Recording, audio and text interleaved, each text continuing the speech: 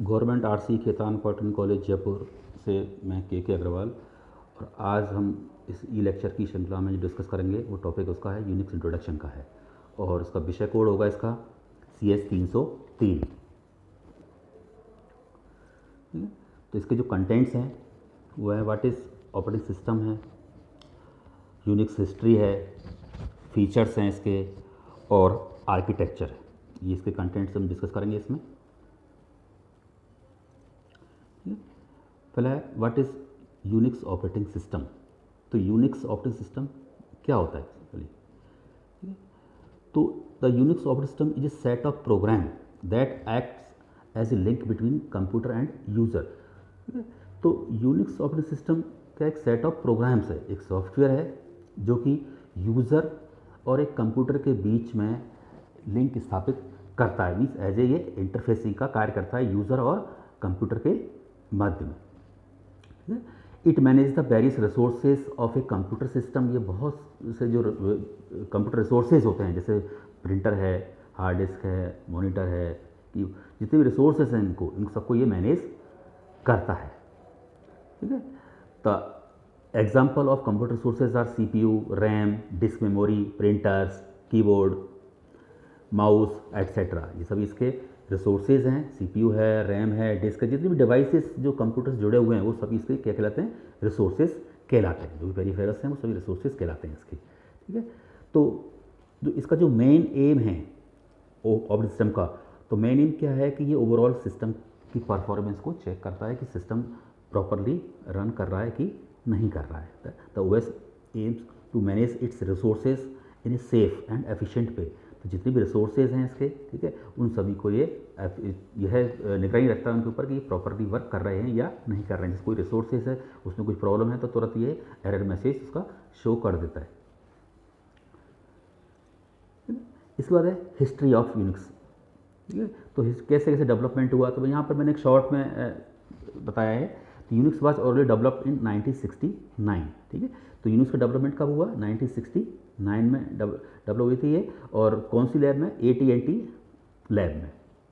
ठीक है, इसको जो डेवलप किया था, फर्स्ट जो डेवलप किया गया था इसको, यूनिक्स को स्टार्ट किया गया था, इसका इनिशिएट किया गया था, वो था केन थॉमसन के द्वारा। ठीक है, इसके बाद सबसे पहले मैं बताऊँ आपको कि यूनिक्स को जो डेवलप किया गया था वो उसकी जो कोडिंग की गई थी वो की गई थी असेंबली लैंग्वेज में। ठीक है, तो असेंबली लैंग्वेज में कोडिंग से क्या हुआ इसमें कि ये एक कैसी ऑपरेटिंग सिस्टम हो गया? ये मशीन डिपेंडेंट। ठीक है, तो असेंबली क्या है? मशीन डिपेंडेंट है। हर प्रोसेसर के लिए अलग अलग कोडिंग होती थी इसमें। ठीक है, तो जब ये फर्स्ट इसको डेवलप किया था वो किया था असेंबली लैंग्वेज के अंदर, और असेंबली लैंग्वेज में डेवलप करने से ये यूनिक्स ऑपरेटिंग सिस्टम कैसा हो गया? मशीन डिपेंडेंट हो गया था। ठीक है, इसके बाद इसमें इसको जो डेवलप किया गया था वो किया गया था C लैंग्वेज के अंदर। इसमें जो डेवलपमेंट किए गए थे इसके बाद C लैंग्वेज में इसको पूरा फिर से बनाया गया, और इसमें इनका साथ दिया था केन थॉमसन्स का, Dennis Ritchie, Douglas McIlroy and Joe Ossanna. ठीक है, इन साइंटिस्ट ने इसको डेवलप किया था और इसे कोडिंग की गई थी C लैंग्वेज के अंदर। तो C लैंग्वेज में जो कोडिंग की गई थी तो ये इंडिपेंडेंट हो गई थी। ठीक है, अपन किसी भी सिस्टम के ऊपर इसको रन करा सकते थे इसको। ठीक है, और पोर्टेबिलिटी हो गई थी इसकी, इट मीन्स पोर्टेबिलिटी हो गया सिस्टम में। It was the first operating system that was written in high level language. ठीक है, तो ये एक पहला ऑपरेटिंग सिस्टम था जो हाई लेवल लैंग्वेज में बनाया गया था। ठीक है, previous version was written in assembly language. Previous जो वर्जन थे इसके असेंबली लैंग्वेज में थे, मैंने बताया था आपको। असेंबली लैंग्वेज में इसके फर्स्ट जो वर्जन बनाया गया था, इसके पहले जो असेंबली लैंग्वेज में बनाए गए थे। ठीक है, असेंबली लैंग्वेज में बनाने से ये मशीन डिपेंडेंट हो गई थी। ठीक है, अलग अलग मशीन्स के लिए अलग अलग कोडिंग होती थी इसमें। इसके अलावा फिर इसको और डेवलप किया गया था आगे, तो इसको C लैंग्वेज में कोडिंग की गई थी। तो C लैंग्वेज से कोडिंग करने से इसमें ये हो गया कि ये मशीन इंडिपेंडेंट हो गई थी लैंग्वेज। ठीक है, अब आते हैं इसके फीचर्स के ऊपर। तो फीचर्स क्या क्या फीचर्स होंगे इसके? जैसे मल्टी यूज़र, एक फीचर है मल्टी यूज़र, जैसे नाम है इसमें, एक से अधिक यूज़र। ठीक है, तो एट ए टाइम इसमें एक से अधिक यूज़र वर्क कर सकते हैं। ठीक है, अब क्वेश्चन ये आता है कि सर एक मशीन के ऊपर कैसे एक से अधिक यूज़र वर्क करते हैं? यहाँ पर जो सिस्टम का मीनिंग है वो है एक नेटवर्किंग से है। ठीक है, जितने भी सिस्टम्स जुड़े हुए हैं नेटवर्किंग जुड़े हुए हैं, और उन सभी सिस्टम्स पर अलग अलग जो हैं यूज़र्स हैं वो वर्क कर रहे हैं। ठीक है, तो एट ए टाइम सारे सिस्टम्स ही एक सर्वर से जुड़े हुए रहते हैं, मीन्स पूरा सिस्टम एक नेटवर्किंग में है। तो वहाँ मोर देन वन यूज़र्स, एक से अधिक यूज़र्स इसमें एक साथ कार्य कर सकते हैं, तो कहलाता है मल्टी यूज़र। ऐसे है मल्टीटास्किंग, दूसरा फीचर्स इसका multitasking. A user can also run multiple programs at the same time, means एक यूज़र एक से अधिक प्रोग्राम्स एक ही सिस्टम के ऊपर एक साथ रन कर सकता है, एट ए टाइम रन करा सकते हैं, ठीक है, वो कहलाती है मल्टी टास्किंग। जैसे हम एक डेस्कटॉप बैठे हुए हैं, ठीक है, हम उसमें प्रिंटिंग भी कर रहे हैं, ठीक है, टेक्स्ट राइटिंग भी कर रहे हैं, रिपोर्ट्स भी लिख रहे हैं इसमें, ठीक है, म्यूजिक भी सुन रहे हैं, तो ये मल्टी टास्किंग हो गई, इसमें अलग अलग वर्क एक साथ इसमें परफॉर्म हो रहे हैं, तो कहलाती है मल्टी टास्किंग। इसके बाद है पोर्टेबिलिटी। पोर्टेबल मीन्स एक स्थान से दूसरे स्थान पर आसानी से उसको कैरी किया, जैसे बुक होता है पोर्टेबल, ठीक है, तो ये सिस्टम का एक फीचर है इसका ऑपरेटिंग सिस्टम का, वो है पोर्टेबिलिटी। पोर्टेबिलिटी मतलब यहाँ पर it can works on different types of hardware in same way, means यहाँ पर मैंने अभी बताया था आपको पिछली ये इसमें कि सी लैंग्वेज में इसको जब बनाया गया था तो ये मशीन इंडिपेंडेंट हो गई थी, ठीक है, तो अब ये यहाँ उसी से फीचर्स जिसका पोर्टेबिलिटी रिलेटेड है, तो यहाँ पर ये क्या, it can works on different types of hardware, कि अलग अलग किसी भी सिस्टम के ऊपर इसको हम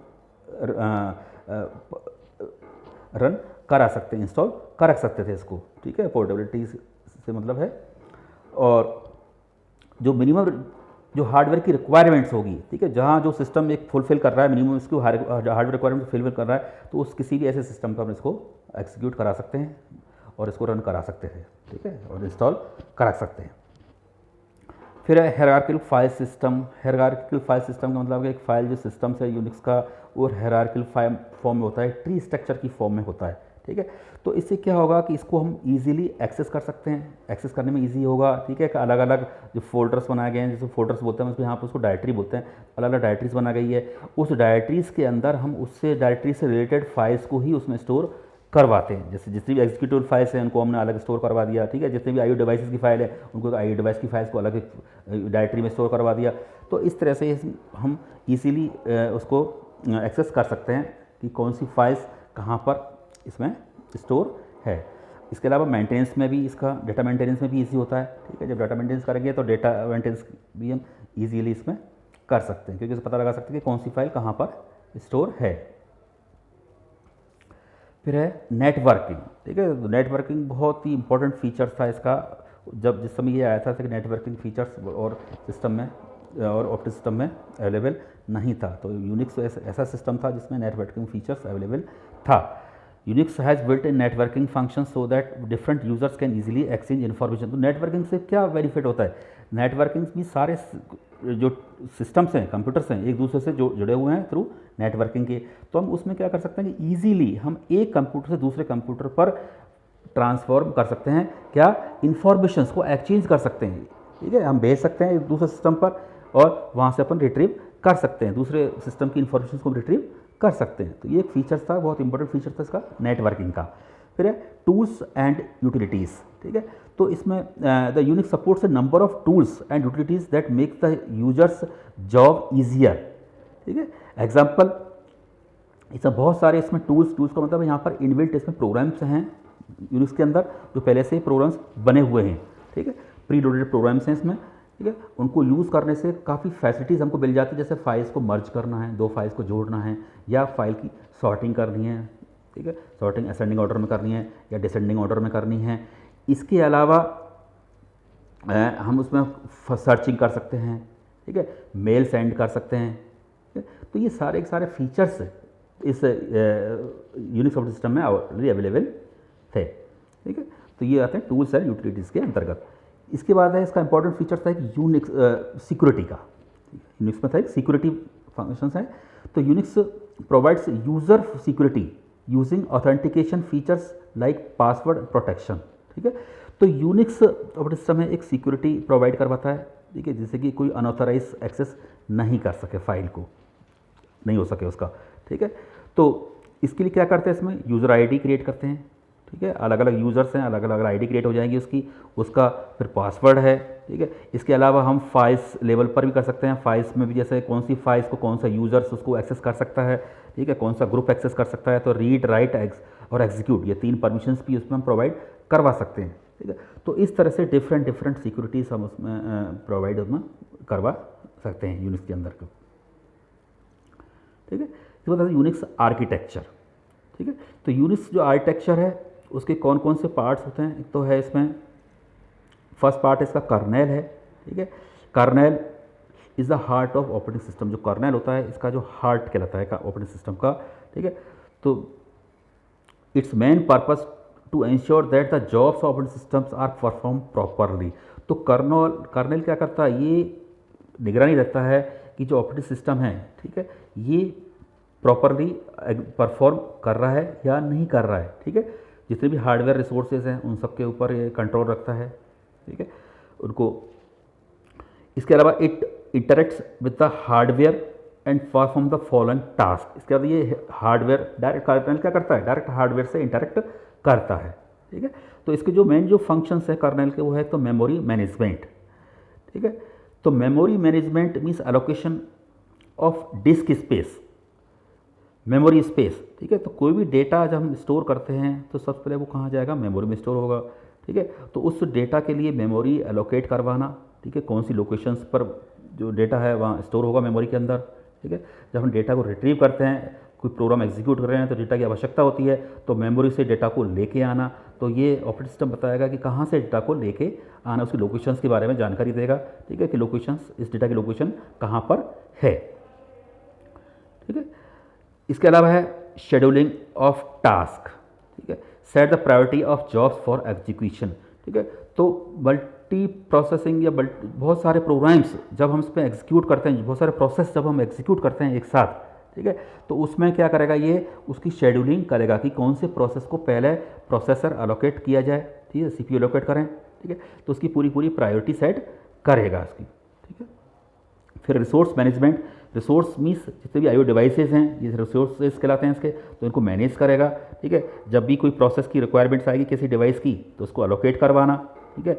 यदि अवेलेबल नहीं है तो उसको वेटिंग में ले जाएगा उसको प्रोसेस को, ठीक है, और जैसे ही इसको अवेलेबल होगा तो उसको अलोकेट करवाएगा। तो ये सारा का सारा मैनेजमेंट कौन करेगा, रिसोर्स मैनेजमेंट के अंतर्गत आता है ये।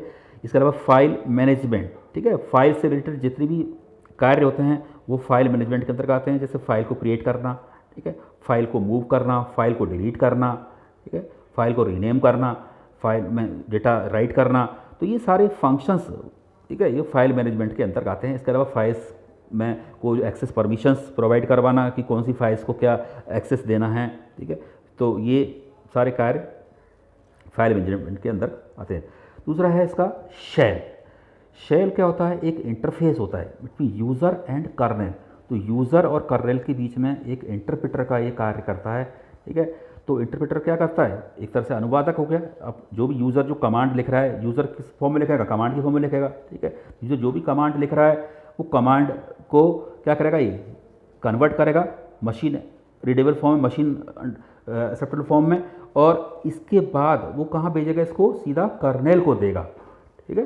तो क्या किया इस शेल ने क्या किया, सबसे पहले यूज़र जो भी कमांड लिख रहा है उस कमांड को ये कन्वर्ट करेगा मशीन कोड में, ठीक है, मशीन एक्सेप्टेबल फॉर्म में, और किसको देगा, ये कर्नेल को देगा। अब कर्नेल का काम क्या रहेगा, कर्नेल का काम है हार्डवेयर, जो भी हार्डवेयर है उससे इंटरेक्ट करना, ठीक है। तो इंटरेक्शन का कार्य करेगा कर्नेल, ठीक है। The shell does not know human language. Shell क्या करता है, ह्यूमन लैंग्वेज जो हम जो कमांड लिख रहे हैं उसको ये नहीं जानता है, ठीक है, उसको जो हम जो ह्यूमन लैंग्वेज लिखते हैं बोलते हैं तो उस भाषा को ये शेल नहीं जानता है। तो ये केवल कमांड्स में लिखते हैं, इंस्ट्रक्शंस की फॉर्म में हम इसको डेटा प्रोवाइड करवाते हैं या कमांड इंस्ट्रक्शन प्रोवाइड करवाते हैं, ठीक है। Shell accept the command from the user, ठीक है। शेल क्या करता है, यूज़र से कमांड एक्सेप्ट करता है and convert them into a language that the kernel can understand. जो कर्नेल की जो समझने वाली भाषा है उसमें इसको ये कन्वर्ट करता है, ठीक है।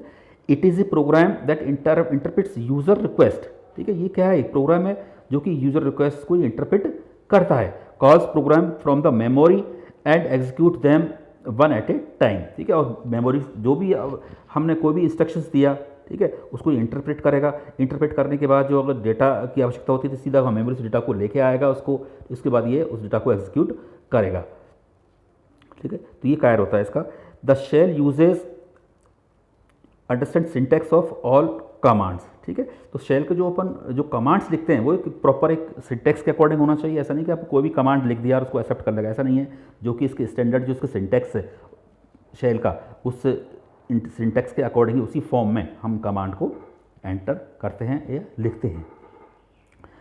सी shell, Bourne shell, Korn shell are the most famous shell which are available with most of the Unix language. उसके अलग अलग टाइप्स के शेल्स होते हैं, सी शेल होता है, वॉर्नी शेल होता है, कॉर्न शेल होता है, ठीक है। ये तो इस तरह के इसमें कैटेगरीज होती हैं शेल की, ठीक है। यहाँ पर रहेगा टाइप्स ऑफ शेल, तो इसमें एक होता है बॉर्न शेल, ठीक है। It is the most common shell in Unix system. Bourne shell बहुत ही कॉमन शेल होता है जिसको सबसे ज़्यादा अधिक यूज़ किया जाता है। It was develop by Steve born, ठीक है। स्टीव बॉर्न ने इसको डेवलप किया था AT&T लैब में, ठीक है।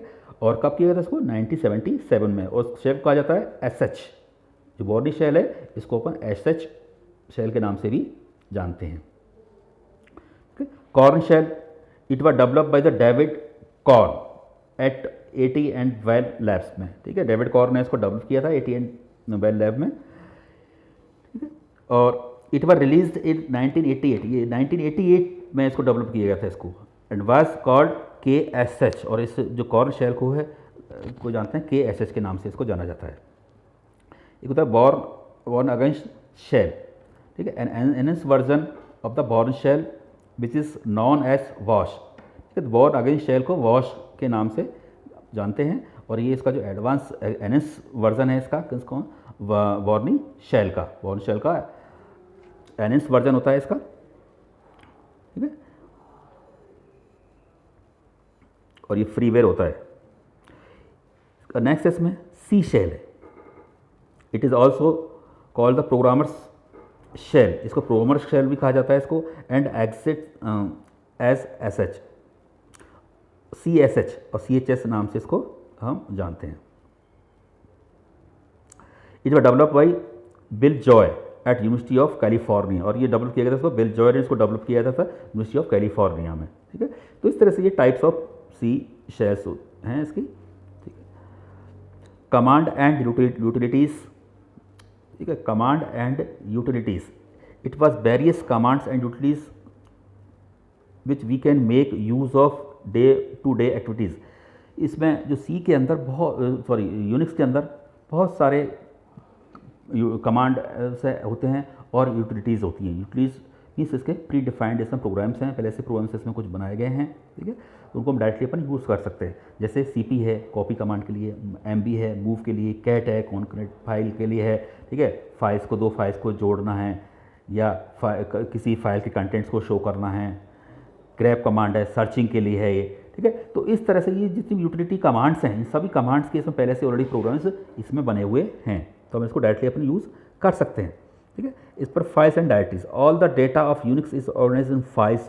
यूनिक्स का जितना भी डेटा है वो फाइल्स के रूप में होता है, ठीक है। All files are organized into directories, और जितनी भी फाइल्स हैं वो डायरेक्टरीज में ऑर्गेनाइज होती हैं, ठीक है। मीन्स एक ट्री स्ट्रक्चर होता है इसमें, ट्री स्ट्रक्चर फॉर्म में होता है इसमें, और अलग अलग कैटेगरीज फाइल्स जो कैटेगराइज किया गया है इसमें डायरेक्टरीज में, ठीक है। जैसे कि हम फाइल को इजीली अपन एक्सेस कर सकते हैं, उसकी पहचान कर सकते हैं, ठीक है। These directories are further organize into a tree, ठीक है। तो ये पूरा मैंने बताया पूरा ट्री स्ट्रक्चर में पूरा एक डायरेक्टरी स्ट्रक्चर होता है इसका, यूनिक्स का फाइल सिस्टम होता है, ठीक है। उसके अंदर डायरेक्टरीज होती हैं, डायरेक्टरीज के अंदर फाइल्स स्टोर होती हैं, ठीक है। इससे फ़ायदा बेनिफिट क्या होगा इसको कि हम इसको फाइल्स को ईजिली अपन एक्सेस कर सकते हैं कि कौन सी फाइल कहाँ पर स्टोर है, किस डायरेक्टरी के अंदर स्टोर है, ठीक है। तो ये पूरा एक इंट्रोडक्शन है यूनिक्स ऑपरेटिंग सिस्टम का, फर्स्ट यूनिट से लिया गया है, ठीक है। Thank you.